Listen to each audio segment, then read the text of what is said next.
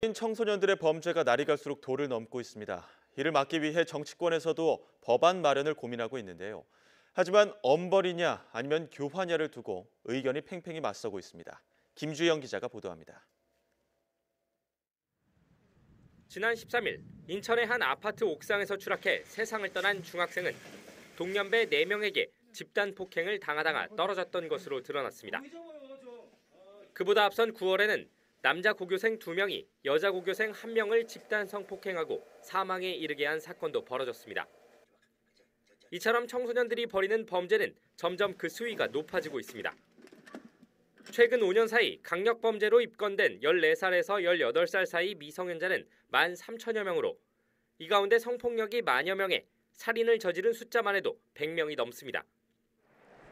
상황이 심각해지자 정치권에서는 소년범에 대한 처벌을 강화해서 범죄율을 낮추자는 취지의 법안을 내놓고 있습니다.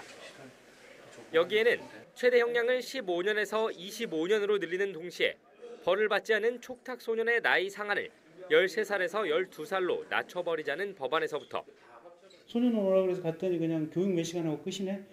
뭐 무슨 짓을 해도 괜찮네? 이런 어떤 소년 범죄자들에게 이런 의식이 널리 퍼져 있거든요. 그래서 징역 몇 년이라도 산다. 이 인식을 심어주는 게 굉장히 중요한 시점인 겁니다. 19살 미만 미성년자라고 해도 살인, 강간, 강도 등 강력범죄를 저지르면 성인과 똑같이 처벌하도록 하는 내용의 법안까지 다양합니다. 청소년이기 때문에 형이 감경될 것임을 알고 이를 악용하는 경우도 있는 것 같습니다. 이럴 경우에는 강력한 처벌이 필요하다고 생각을 합니다. 하지만 정치권의 다른 축에서는 강한 처벌이 소년 범죄를 줄이는데 별다른 효과가 없다는 의견을 내놓고 있습니다.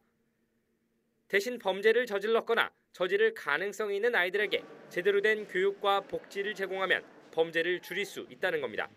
엄벌주의로 강력하게 나가게 되면 피해자가 신고를 하거나 피해를 호소하지 못하도록 더 흉포해질 가능성도 있기 때문에 엄벌주의의 부작용은 일반적으로 생각하는 것보다 굉장히 큽니다.